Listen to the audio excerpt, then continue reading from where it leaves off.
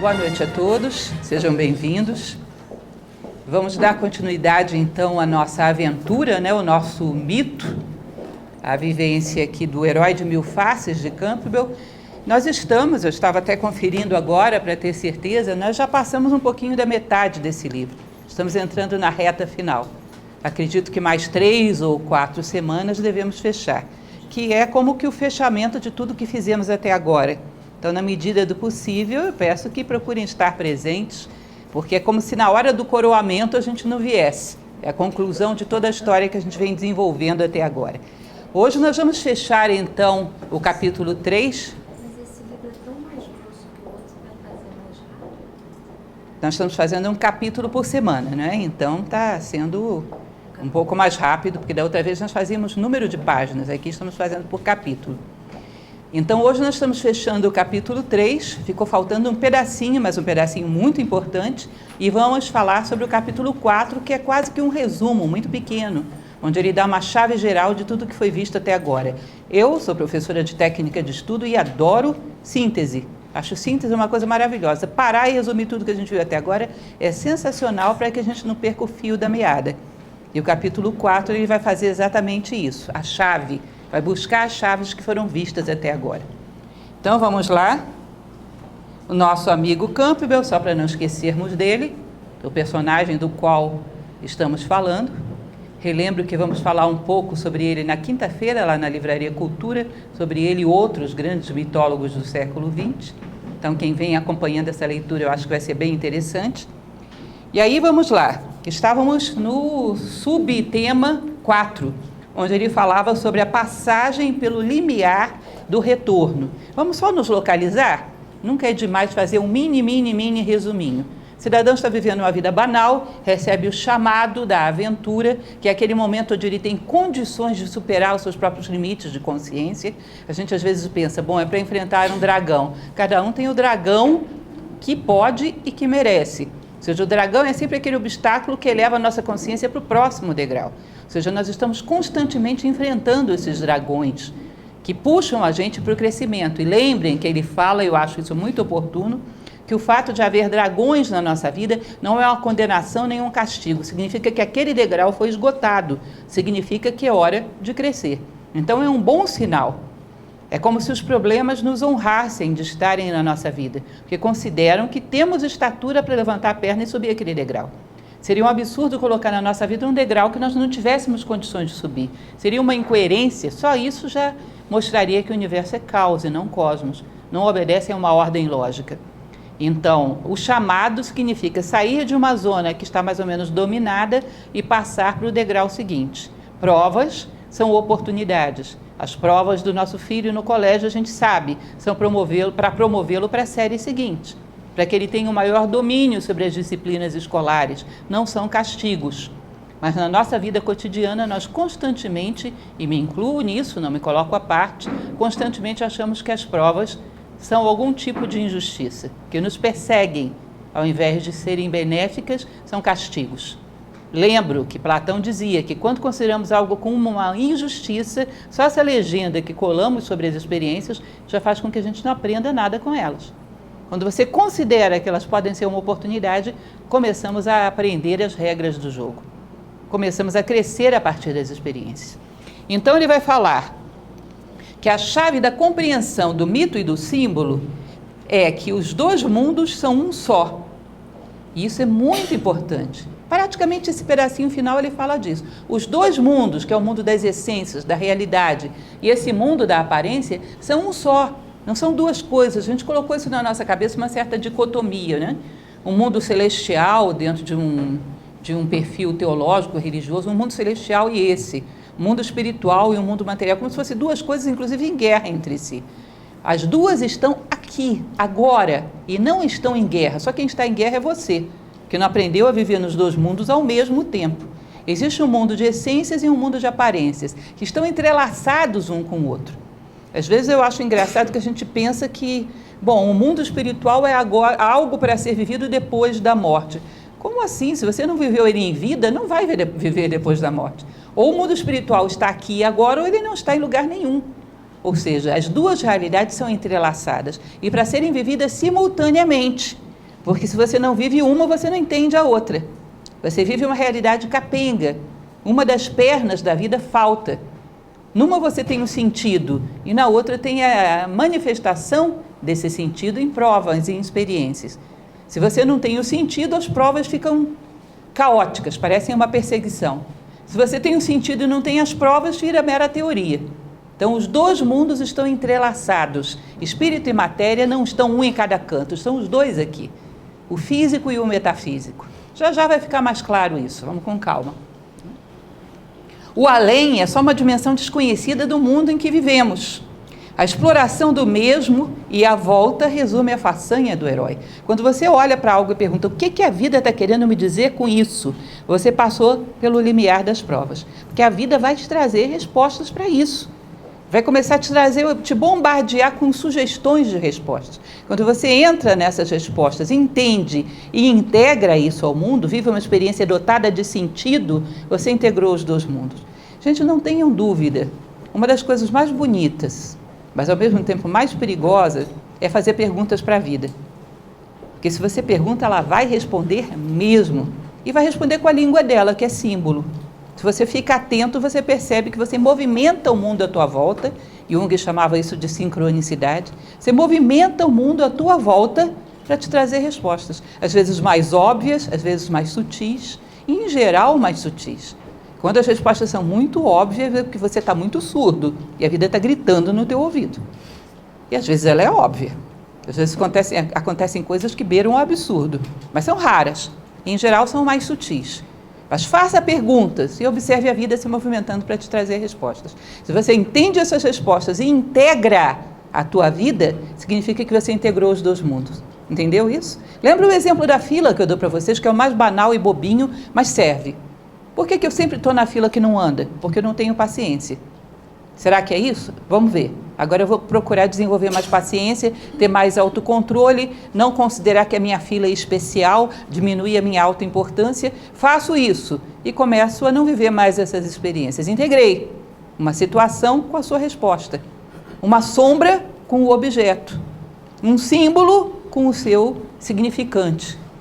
Significante e significado, o objeto e a sua sombra. Integrei os dois. Eu entendi o sentido da experiência. Ou seja, eu integrei espírito e matéria. E ele diz que toda gesta heróica, toda aventura heróica é uma busca de integrar o sentido com a sua sombra.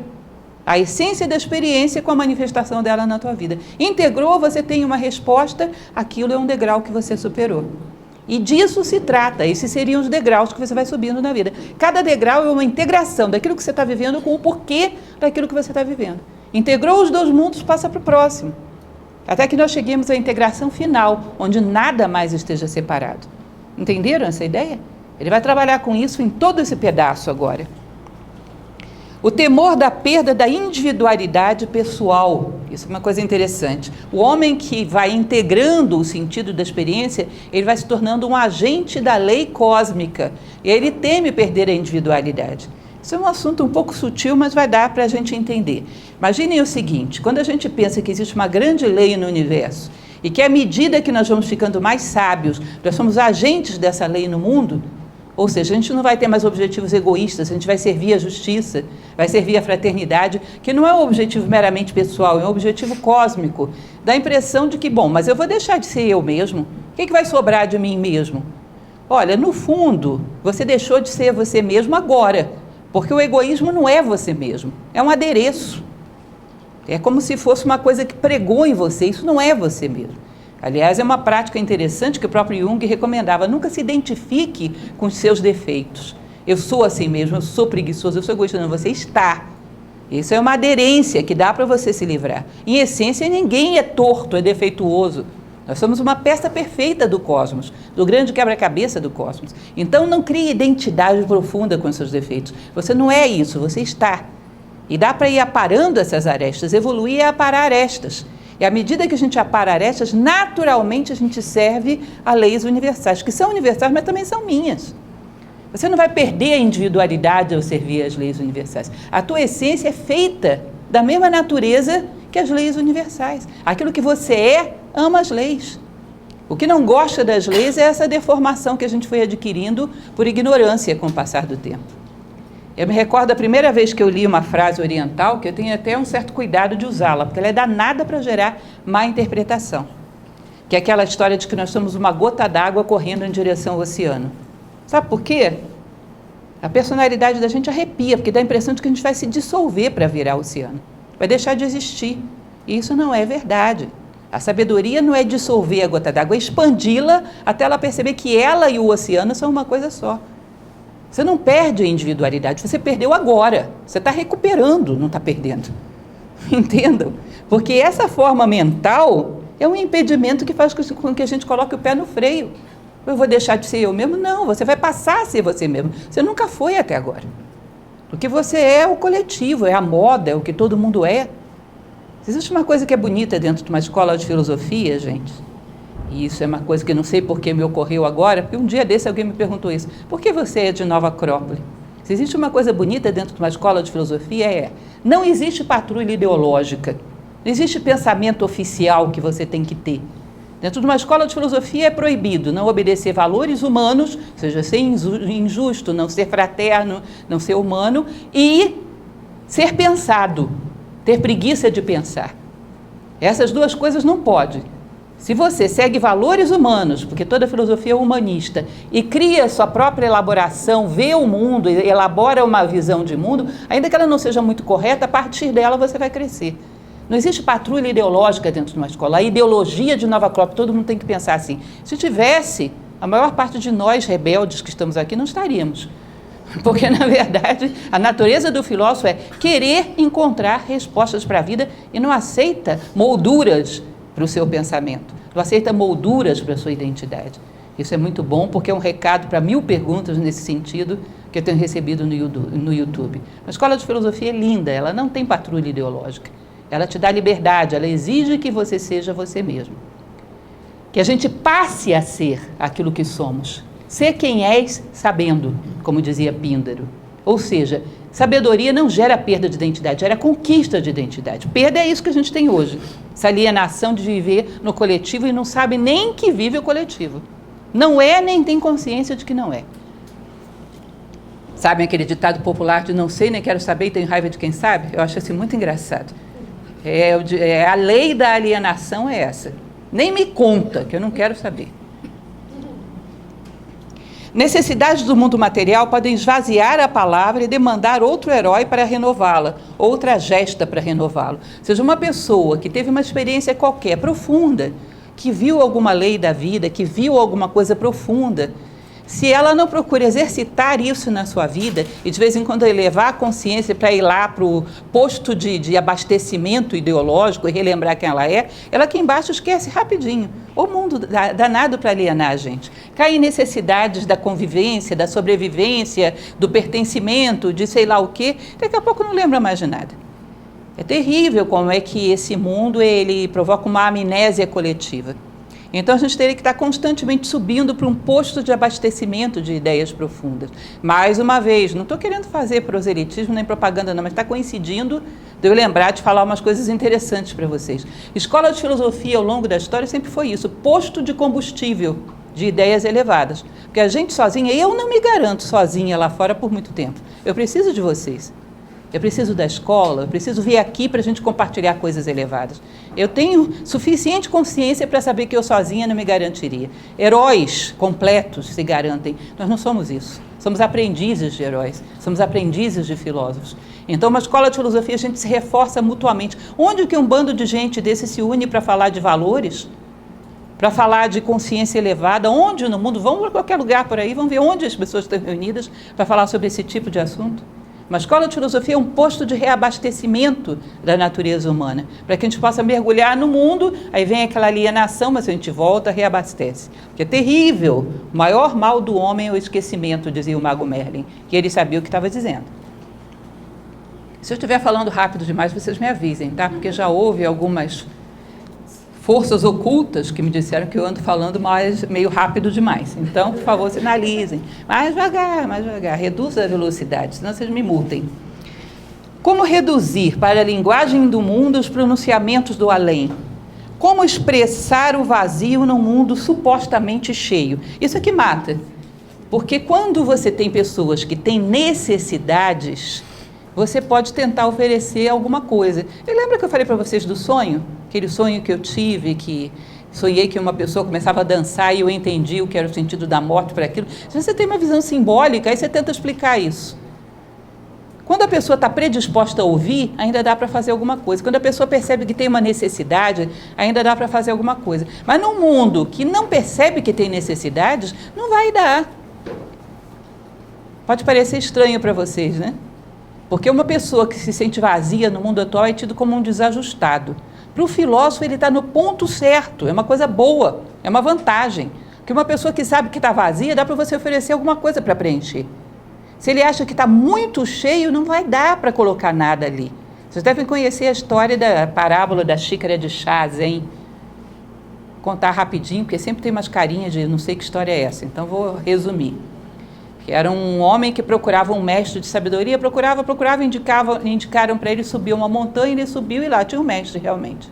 Ele ficou tão entusiasmado com aquilo, o mestre recebeu ele e começou a servir uma xícara de chá. E ele está que fala, mestre, mas eu andei muito atrás do Senhor, eu fui aos 4 cantos do mundo, eu fui em tal e tal escola, e o mestre servindo a xícara de chá. Porque eu li tais e tais livros, e o mestre encheu toda a xícara de chá e começou a transbordar. Porque eu falei com tais e tais pessoas, começou a transbordar.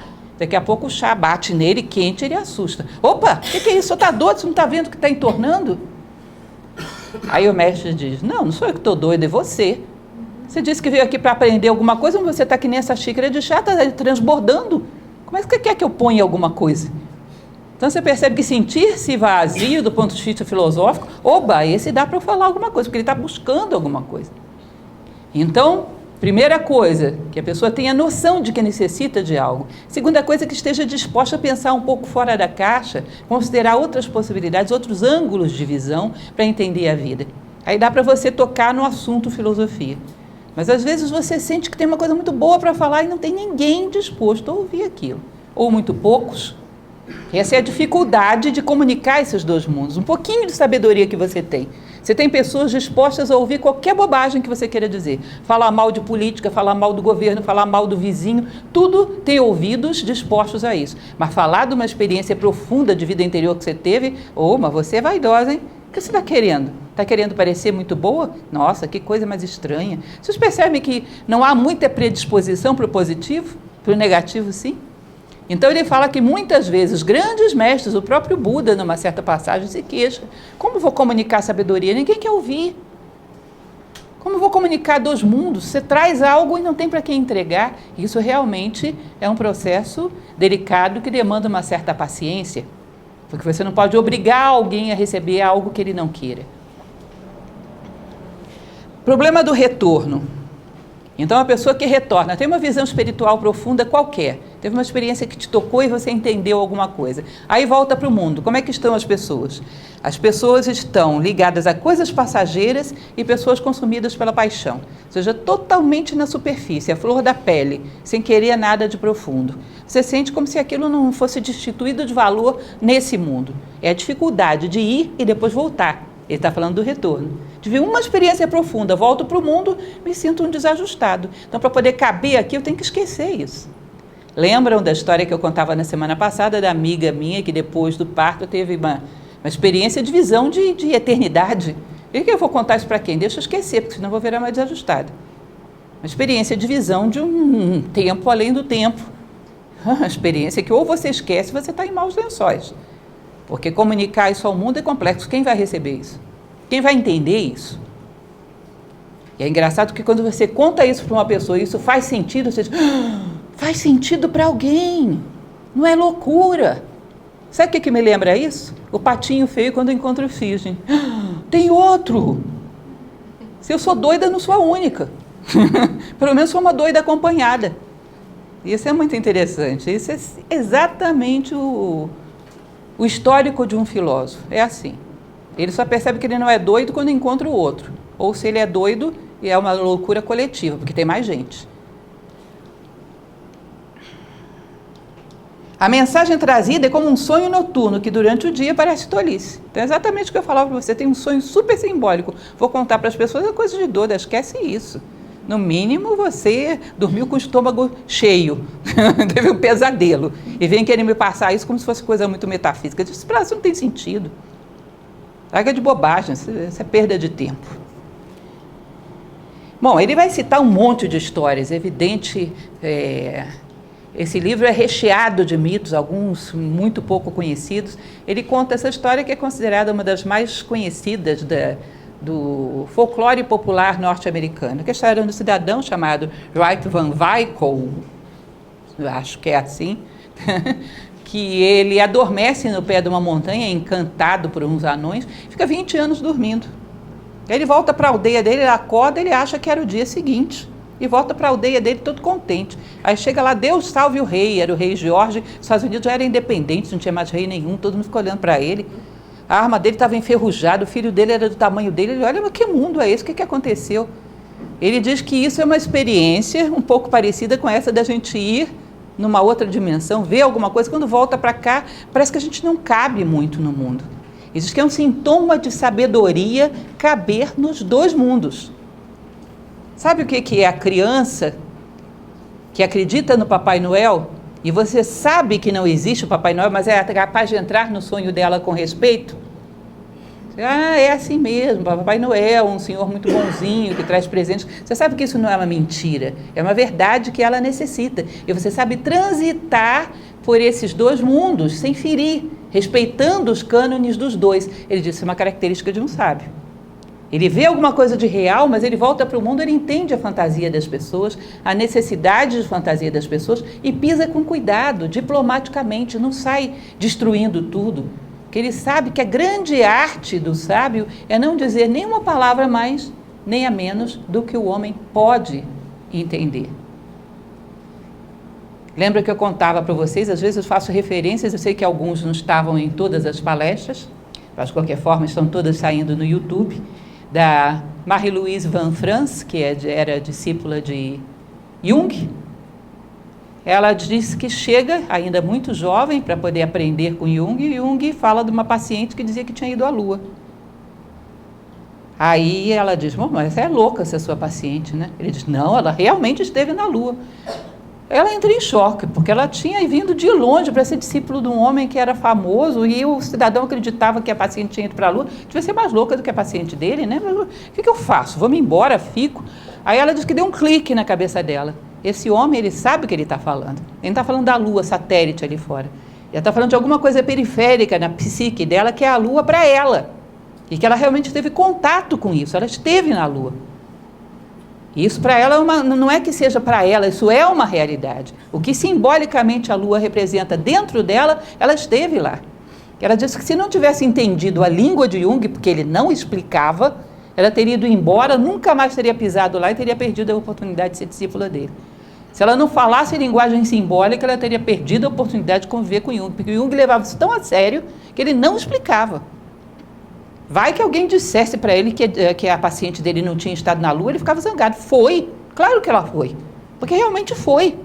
Não na Lua satélite, que essa para ela era secundária, mas em algo simbolicamente equivalente dentro da psique dela, algo que gravitava em torno do centro. Algum satélite psicológico, ela esteve lá. E isso para ele era uma representação clara, e ele entendia tão claramente que ele não tinha necessidade de explicar para ninguém. Não devia ser fácil conviver com esse homem, né? Definitivamente não deveria ser fácil. Mas ela entende. E isso fez dela digna de ser discípula dele. E foi realmente uma excelente discípula. Bom, ele continua então, falando coisas do outro mundo, ou está tudo bem, vocês estão entendendo? É do outro mundo, mas dá para entender, né? Bom, a vontade de retroceder. Diz que o homem que vive alguma experiência espiritual, algum nível de maturidade, porque toda gota de maturidade que você tem é um contato da consciência com o ser. De onde viria a maturidade? Do mundo ela não vem. O mundo não amadurece, envelhece só.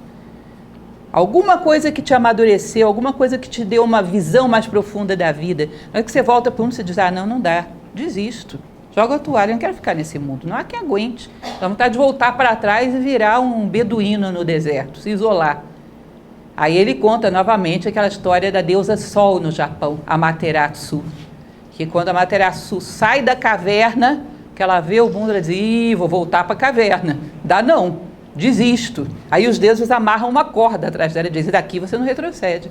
Porque a tua luz não é tua. Ela não foi conquistada só para você, foi conquistada para compartilhar. É a lei do universo. Conhecimento gera compromisso. Se você cresceu uma gota, você deve ao mundo uma gota. Ninguém dá uma gota de conhecimento para você egoisticamente guardar essa gota, porque a água parada apodrece. Essa água é para fluir. Então, se você tem uma gota de conhecimento, você deve ao universo uma gota. E o universo vai colocar uma corda atrás de você. Você tenta retroceder, não dá. No mito japonês, eles chamam de shimenawa. É uma corda de fibra de arroz, que está presente em vários templos shintoístas. É um simbolismo muito bonito. Então, toda vez que você tentar retroceder e dizer, não dá, eu não aguento viver com os homens, a vida vai te lembrar que você está sendo egoísta. Tudo que você cresceu, cresceu pela humanidade, não apenas por você. Somos um posto de enriquecimento dos dons da vida, dizia Gibran. E ele sabia o que estava dizendo. E essa outra história celta também é a mesma coisa, é muito parecida com o mito de Ulisses. Ulisses tem uma ocasião que também ele adormece, ele pensa que tinha passado um ano, tinha passado 10 anos, sei lá. Ou seja, é essa ideia de que você está numa dimensão de tempo diferente. Um segundo de experiência profunda, quando você volta ao mundo, aquilo ali parece que foi mais do que a sua vida inteira. Vocês vão perceber isso. Você compreendeu alguma coisa, entendeu o sentido de uma experiência que você viveu, entendeu profundamente o coração de um ser humano, quando você volta para a vida banal, você percebe que anos de vida banal não te ensinam o que aquele momento ensinou. Ou seja, uma dimensão de tempo diferente. E quando tem esses mitos que uma pessoa adormece e volta depois de não sei quantos anos, 100 anos, 300 anos, ele diz, está fazendo referência a isso. Ela adormeceu para a realidade banal e despertou para um mundo profundo. E os dois tempos não se correspondem. Uma visão de um segundo, às vezes, vale mais do que uma vida inteira. De observação superficial, que não te diz nada. Aqui está a Shimenawa, que eu falei para vocês. Está cheio de templos shintoístas que tem esse símbolo. É uma corda de fibra de arroz, que não te deixa retroceder.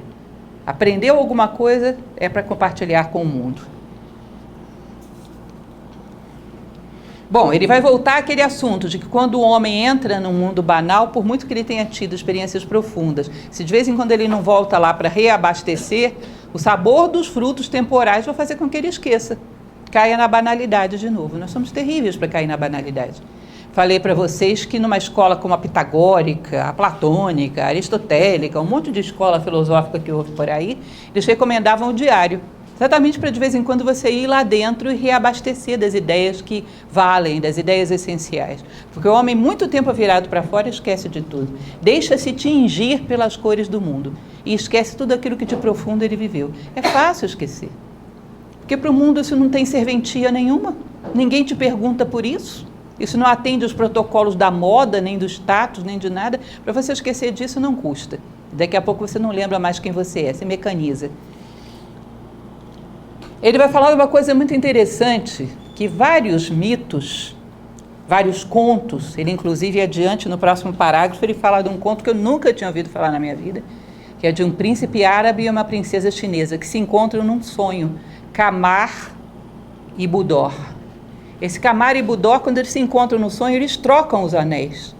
Um pega o anel do outro. Sabe por quê? Para voltar para o mundo, e quando eles duvidassem daquele encontro, ter o anel para comprovar e criar um limite com uma realidade profana muito superficial. Tem alguma coisa que os protegesse de duvidar dessa experiência. Ele diz, bom, isso que tem em muitos contos, que é você ter algum testemunho que te isola da realidade banal para não te deixar esquecer, é algo que é muito utilizado dentro da sociedade. Certos elementos físicos que são usados para te isolar de uma realidade muito banal e você não esquecer quem você é. Ele fala, por exemplo, de uma vestimenta sacerdotal, uma vestimenta de uma freira, que é muito fora do nosso contexto histórico, né? Ele diz, uma vestimenta de uma freira parece uma vestimenta medieval. Mas para que é aquilo? Para não deixar que ela esqueça dos seus votos, dos seus pactos, quem ela é, criar uma barreira entre ela e o mundo banal, o mundo superficial. Ele diz, por exemplo, que uma aliança de uma pessoa casada também, um objetozinho bobo, mas isso aqui no teu dedo. Lembram que antigamente tinha umas pessoas que não queriam esquecer alguma coisa e amarravam um lacinho no dedo?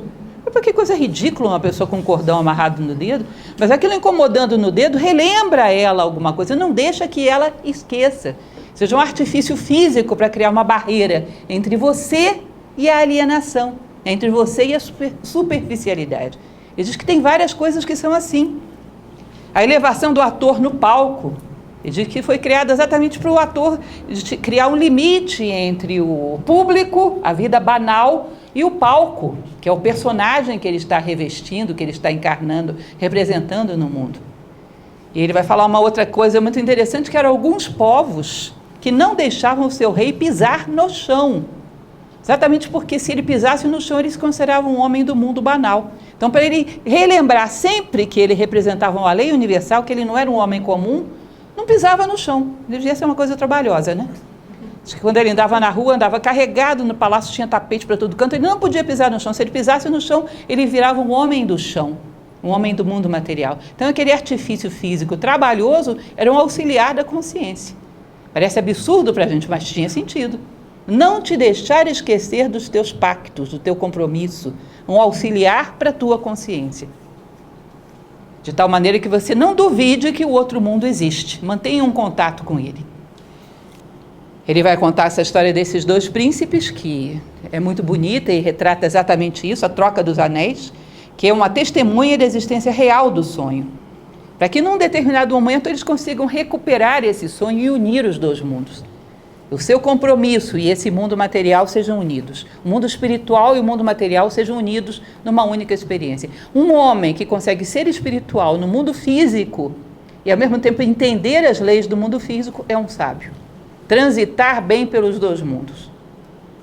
Já vamos falar um pouco mais sobre isso. É muita coisa, eu sei que é um livro longo, complexo, mas estou tentando, na medida do possível, fazer com que isso fique mais concreto para a gente. Porque é muito concreto, gente. Isso não é nenhuma viagem. Quantas vezes a gente, às vezes, perde um ente querido, vive uma situação de impacto, a gente para pensar, qual é o sentido da vida? Como pode eu passar tanto tempo sem pensar que a vida é passageira?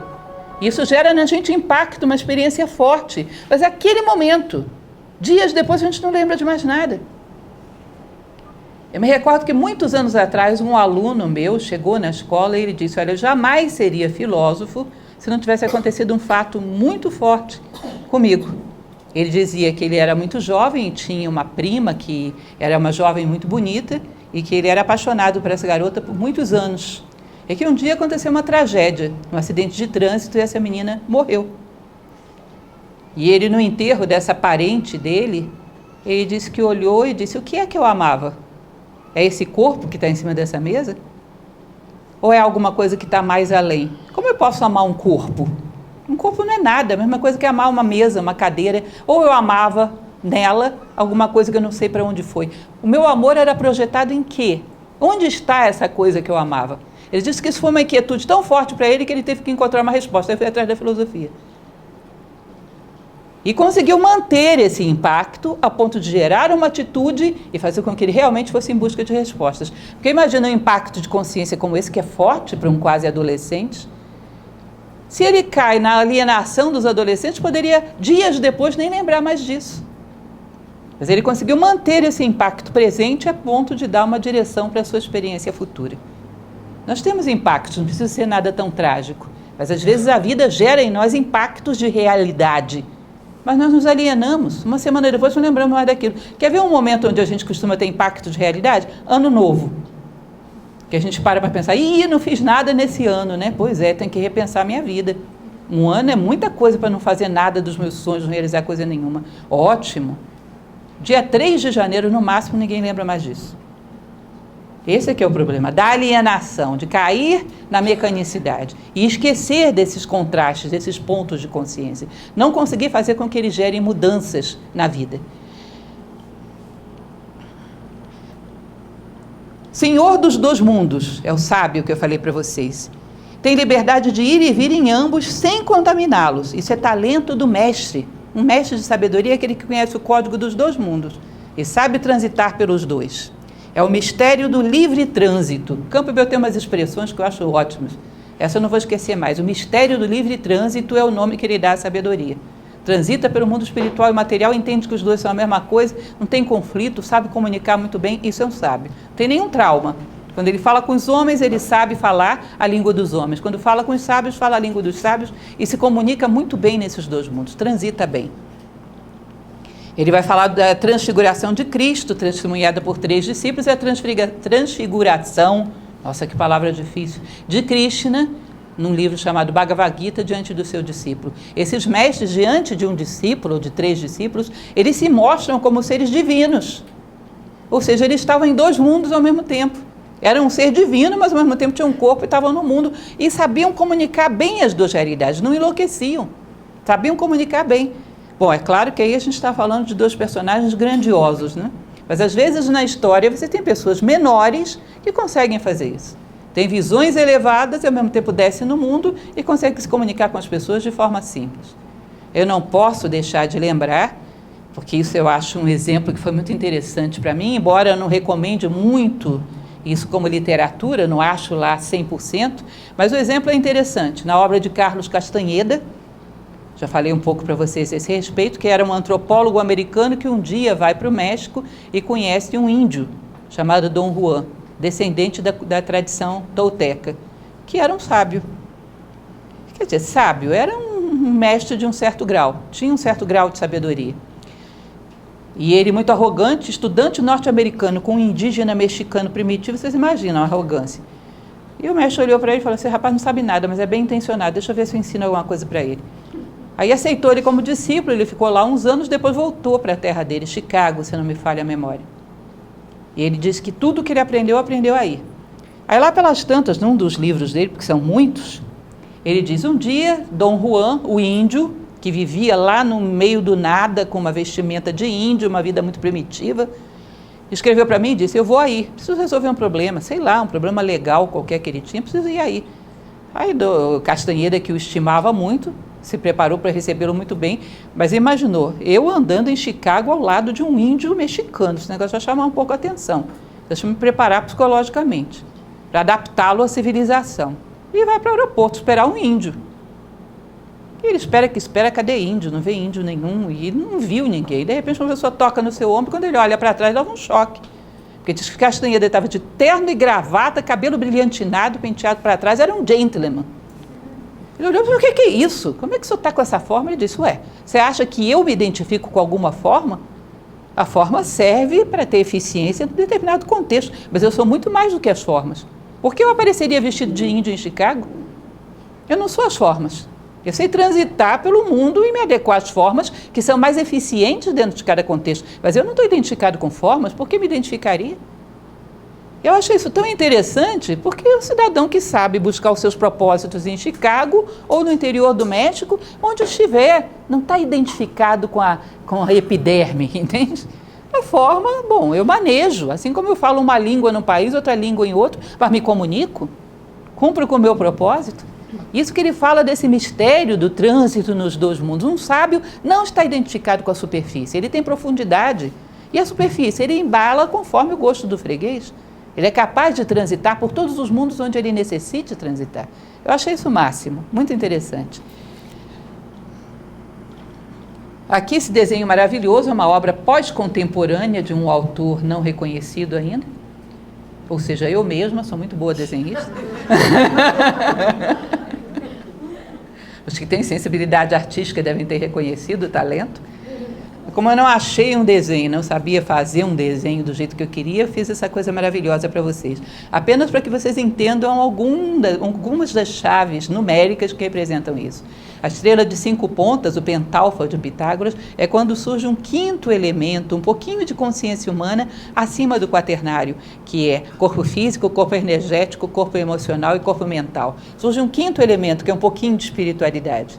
O homem que já tem um pouco de espiritualidade, ele começa um processo do espírito se impondo sobre a matéria, que é já o número 6, esse aqui, ó.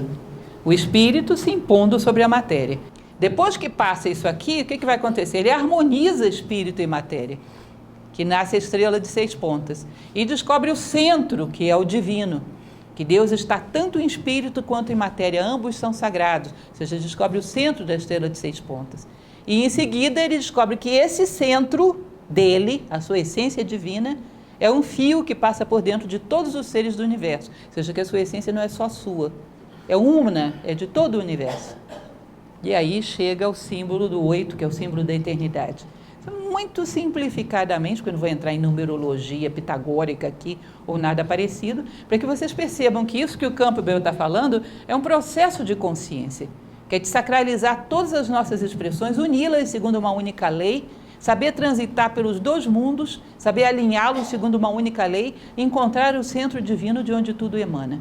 Parece uma coisa estratosférica, mas cada vez que a gente dá um passo em direção à maturidade, foi um pouco de Deus que a gente recuperou dentro de nós. Um pouco de eternidade que a gente recuperou dentro do tempo. Os gregos diziam que a maior arte do homem é roubar momentos do tempo para a eternidade. Roubar momentos de Cronos para Zeus. Sacralização da vida. Uma gota de maturidade, você fez isso, embora eu não saiba. Mas é isso que você está fazendo.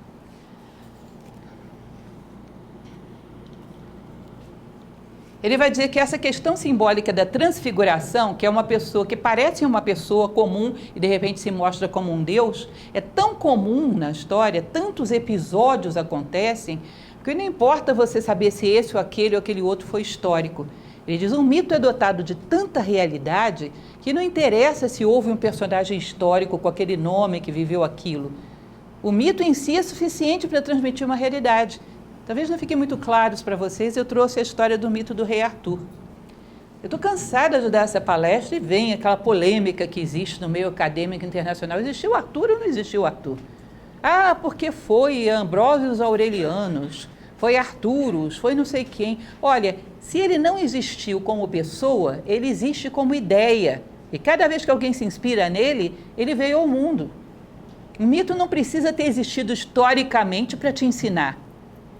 Ele é uma representação perfeita daquilo que você pode ser. E quando você vive inspirado por ele, você foi Arthur. Não importa se o Arthur existiu realmente. Essa história de dizer que os mitos não são reais porque não aconteceram historicamente, ele diz, o fato deles terem acontecido, em alguns casos devem ter acontecido realmente, em outros não. Isso é secundário. O que importa é que eles são um modelo que dá perfeitamente para qualquer ser humano viver. Se ele não existiu, existirá. Na tua vida, em algum momento, Arthur vai viver. Quando você reinar nos dois mundos, você é o rei de Camelot.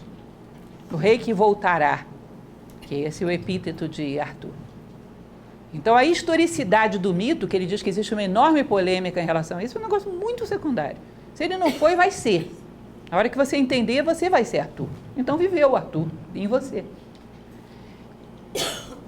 Os símbolos são veículos adequados para fazer penetrar a realidade última na encruzilhada espaço-tempo. O professor Jorge Ângelo Braga, que é o fundador de Nova Acrópole, ele diz que no Egito o hieroglifo do símbolo era isso aqui, ó.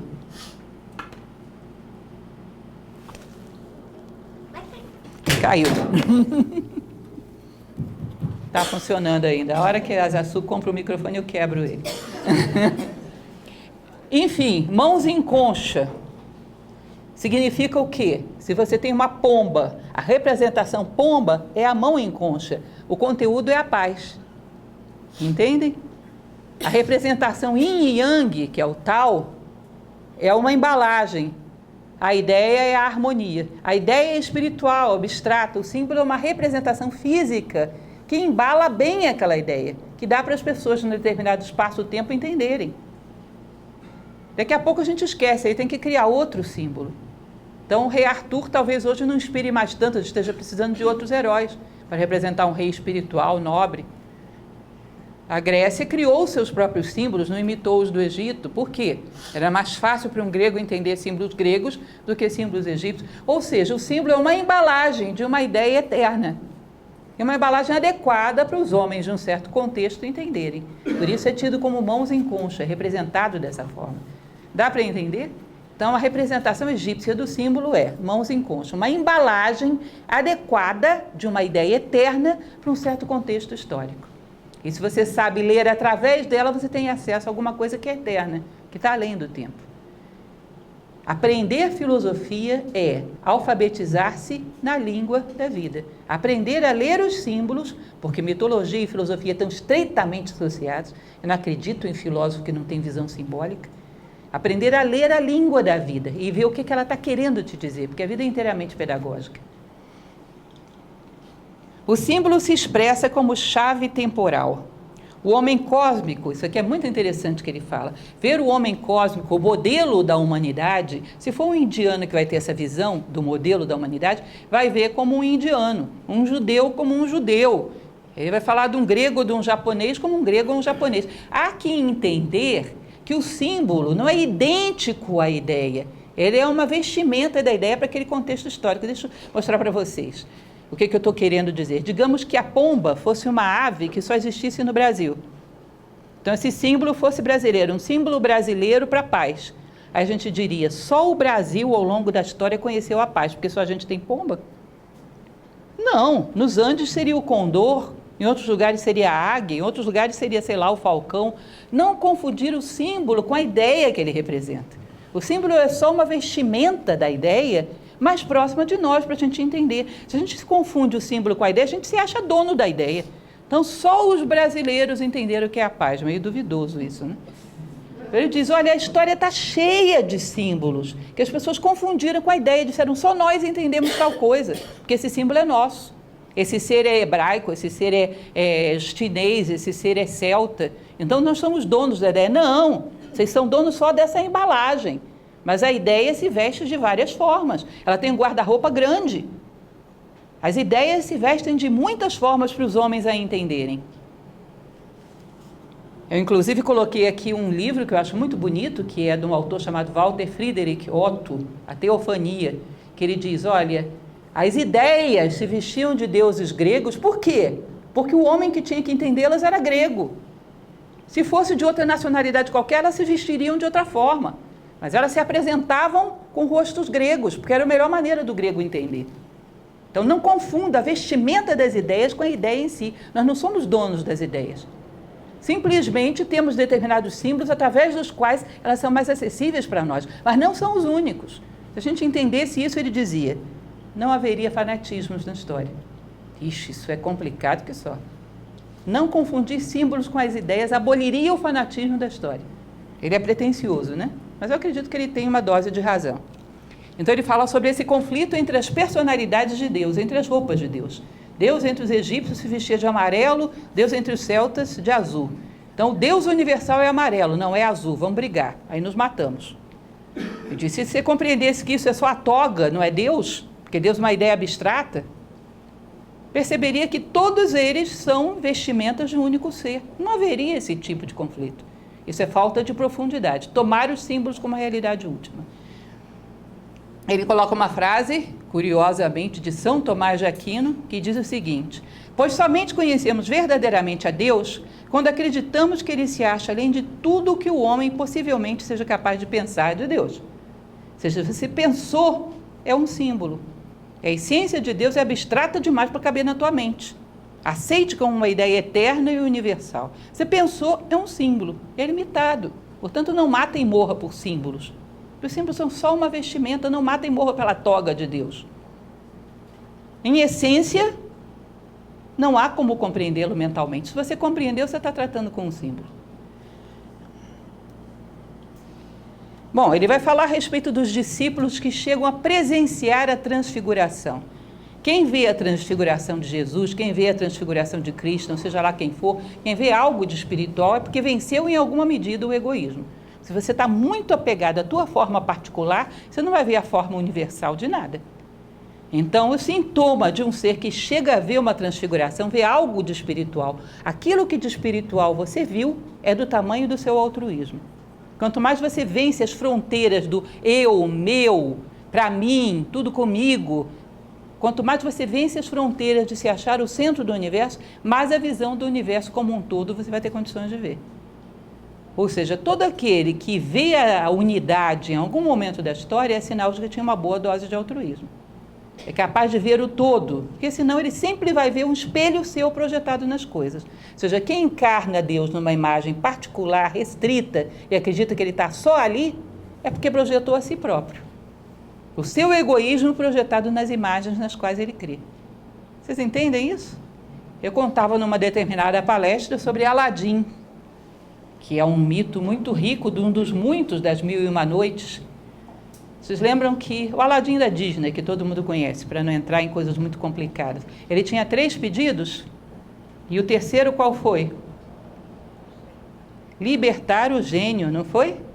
Libertar o gênio. Ele podia pedir qualquer coisa e pediu para libertar o gênio. Simbolicamente, Mário Rosso de Luna, que é um estudioso que fala muito sobre as 1001 Noites, ele diz que é como se fosse essa visão simbólica. Deus está preso dentro de uma lampadinha. Ele não está no universo inteiro, ele está só ali. Ele serve só para uma coisa, para atender teus desejos. Quando você abre mão dos teus desejos, ou seja, se torna altruísta, você liberta Deus. Ele passa a estar onde? Em todos os lugares. Ou seja, a capacidade de ver Deus em todas as coisas é proporcional a quanto você se libertou do egoísmo. Entendem isso? Eu fico toda hora perguntando, entende isso? É porque as carinhas de vocês são mais simbólicas do que as 1001 Noites. E eu, às vezes, não consigo interpretar, então eu preciso de uma certa ajuda. Bom, ele continua falando, quem tudo faz em meu nome e me reconhece como o supremo alvo, quem me é devotado e não odeia ninguém, esse chegará a mim. Isso é Krishna, no Bhagavad Gita. Ou seja, quem supera todo tipo de separatividade vai me ver, porque eu sou o uno. Se você superou o egoísmo, superou a separatividade, vai chegar cada vez mais perto de me ver na minha essência. A evolução é em direção à unidade. Uma fraternidade, uma unidade cada vez maior. Temos que saber disso. Com as dificuldades que isso implica, mas temos que saber que isso é evolução. Superação de qualquer forma de egoísmo. E ele vem com uma frase cristã, né, de Jesus, porque aquele que quiser salvar a sua vida, a perderá. E quem perder a vida por amor a mim, a achará. Bonito demais isso. Quem quiser salvar a própria pele, vai perdê-la. Quem entregar a sua pele por mim, vai conquistar uma pele que não morre nunca. Uma pele eterna, que é a pele da unidade. Na entrega, o homem se eterniza. No egoísmo, ele se torna passageiro. Quando ele se isola, ele tem o destino de todas as coisas isoladas. Serão destruídas pelo tempo. Quando ele se une, ele terá o destino da unidade eterna. Ele diz que nas práticas ascéticas, quando esses grandes ascetas da história da humanidade se dedicavam a retiros, à espiritualidade, nada mais que eles estavam tentando fazer do que encontrar a forma de ver além da própria pele. Uma visão do todo, uma visão da unidade. Ele vai dizer que a renúncia ao particular é a preparação para a grande síntese. Acho que toda vez que você procura alguma coisa de sabedoria, você está se preparando para ver. Imaginem vocês que puxassem os véus da ilusão agora e a gente visse que não existe nenhuma diferenciação entre nós aqui. Todo mundo morria do coração, porque toda a nossa motivação é para fazer alguma coisa por nós. De uma hora para outra eu descubro que o nós não existe. Não sai da cama de manhã. Então diz que toda vez que você vai crescendo, amadurecendo, você está se preparando para um dia ver o que as coisas são. Ou seja, se eu sou menos egoísta amanhã, eu estou mais preparada para vencer a ilusão da separatividade. Se eu sou mais fraterna, estou mais preparada. O dia que você puxar o véu e eu vir que todos nós somos uma coisa só, eu vou dizer, oba, eu já desconfiava. Já estou trabalhando pelo todo mesmo, não perdi nada. Agora imaginem o que a gente pensa antes de dormir. Amanhã eu vou fazer tal coisa para mim, vou construir tal coisa para mim, vou comprar tal coisa para mim, vou levar meu corpo para tal lugar, vou trazê-lo de volta, vou reformar o meu corpo. Tudo eu. Aí uma hora para outra, se alguém te mostrasse que não existe o eu. Imaginaram isso? Eu enlouquecer qualquer um, fica catatônico, não levanta da cama pela manhã. Vou trabalhar pelo quê? Não tem eu? Agora, se você começa a trabalhar pelo nós, quando você descobrir que só existe o nós, você vai continuar motivado. E diz que a evolução é uma preparação para ver o nós, que é a realidade. Dá para entender? Toda evolução é uma preparação para a visão da unidade. Sagrado como função de dar sentido. Essa é uma frase que é de Mircea Eliade, inclusive. Essa expressão eu peguei emprestada do Mircea Eliade. Sagrado é a função de dar sentido. Imaginem que você tem uma crise existencial. É uma pena que a gente tenha que chegar à crise existencial para chegar a essa conclusão. Que a mera sobrevivência, fazendo coisas materiais, não é uma causa suficiente para a gente viver. O que a gente faz da vida? Acorda de manhã, leva um objeto de lá para cá, de cá para lá, alimenta esse corpo. O corpo gasta energia, a gente alimenta de novo. Aí traz o objeto de volta de lá para cá, de cá para lá. Movimenta as coisas, no final não faz diferença nenhuma. Mexe com o mundo ilusório, tira as coisas do nada para o lugar nenhum. Que diferença faz se essa cadeira está aqui, ou está lá, está ali, está acolá? No final das contas, isso não faz muita diferença, a menos que seja dotado de sentido. Se trazer essa cadeira para cá, contribui para que a justiça venha ao mundo. Se levar essa cadeira para lá, contribui para que a beleza venha ao mundo, porque aí esse ato é dotado de sentido. Mas se eu movimento as coisas sem nenhum valor por trás, eu não fiz nada. Porque as coisas são ilusórias, vão deixar de existir. Que diferença faz quando essa cadeira virar pó, se ela passou a vida dela lá ou aqui? Só tem uma diferença. Se através dessa posição, ela foi uma ponte para que coisas eternas viessem ao mundo. Ela transmitiu beleza, ela transmitiu justiça. Se os meus atos não são dotados de valor por trás, eu estou fazendo nada. Estou transportando nada para lugar nenhum. A minha vida foi nada. Horizontal. Não fez nenhuma diferença. Só passou tempo de relógio. Não fiz nada de real. É aí que ele vai falar sobre essa trazer valores ao mundo como a única coisa que faz com que algum ato nosso seja dotado de sentido. Então a gente não movimenta as coisas à toa, movimenta para gerar beleza. Então você trouxe a beleza eterna, você trouxe um pouco de eternidade para o mundo, então esse ato foi válido. Eu movimento as coisas para gerar uma oportunidade de fraternidade. Fraternidade é eterna, então eu fiz uma ponte, eu trouxe a fraternidade ao mundo. Então esse ato é dotado de sentido. Eu contava para vocês, e mais adiante eu vou falar um pouco mais sobre isso também, daquele dia que eu entrei numa loja de objetos de decoração,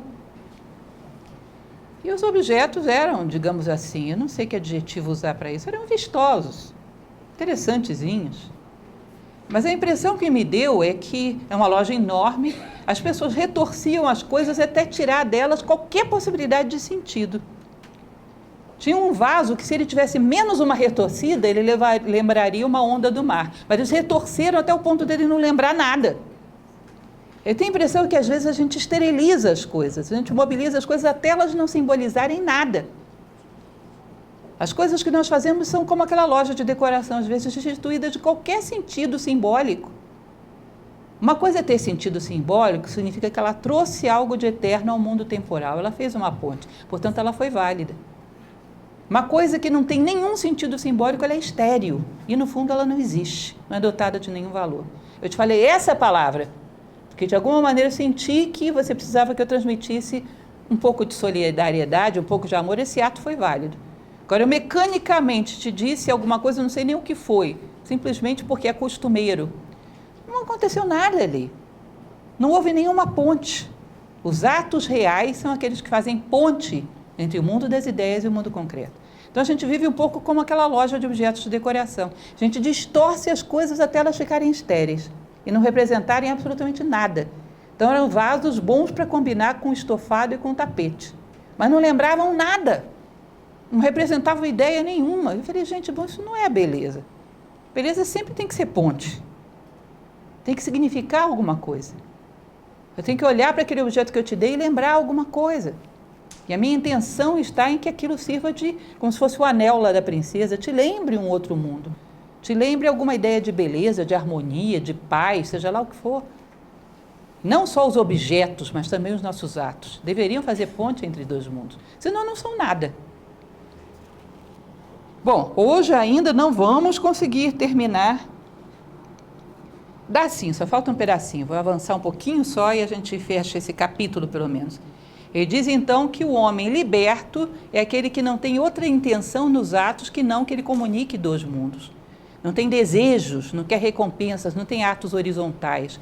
Ele usa essa frase que é muito bonita, né? O homem liberto está vinculado ao eterno, embora no mundo. Ou seja, ele está no mundo de coisas passageiras, mas está o tempo todo fazendo pontes para que o eterno venha ao mundo. Faze sem apegos o que tens a fazer. Faze tudo em meu nome, concentrando todos os pensamentos no eu. Liberto da cobiça e do egoísmo, luta sem que a aflição te perturbe. Isso é Krishna no Bhagavad Gita. Faz o possível para que todo o teu ato seja dotado de sentido profundo, que faça a diferença para você mesmo e para as pessoas à tua volta, para que os teus atos sejam dotados de sentido. Ele vai dizer que os mitos onde o herói morre, não é que ele morra fisicamente, está morrendo um grau de consciência, porque ele nasce em outro. A morte é simbólica e ele renasce a serviço do universal. Ele morre para o egoísmo, renasce como um veículo consciente da lei. E aí sim, a última cena que eu queria mostrar para vocês, que eu achei isso o máximo. Ele diz que o príncipe da eternidade beija a princesa do mundo. O teu espírito beija a tua matéria. O teu espírito beija o teu corpo e o desperta. para que ele saiba o que ele está fazendo no mundo. E é o hieros gamos, o casamento sagrado. O príncipe da eternidade beija a princesa do mundo. Isso é para vocês jamais voltarem a aceitar quando alguém vir dizer que contos de fadas são mentira. Ou, ainda pior, que o príncipe beijou uma princesa adormecida, que isso é assédio. Pelo amor de Deus, sejam filósofos. Isso é um dos símbolos mais transcendentes que tem. Isso equivale a Deus tocando o dedo de Adão, o príncipe da eternidade beijando a princesa do mundo. É o teu eu espiritual despertando um pouco a tua consciência na matéria, para que você descubra o que você está fazendo aqui. Um momento de consciência elevada, um momento de eternidade, você está vivendo esse conto. O teu príncipe da eternidade está beijando a tua princesa do mundo.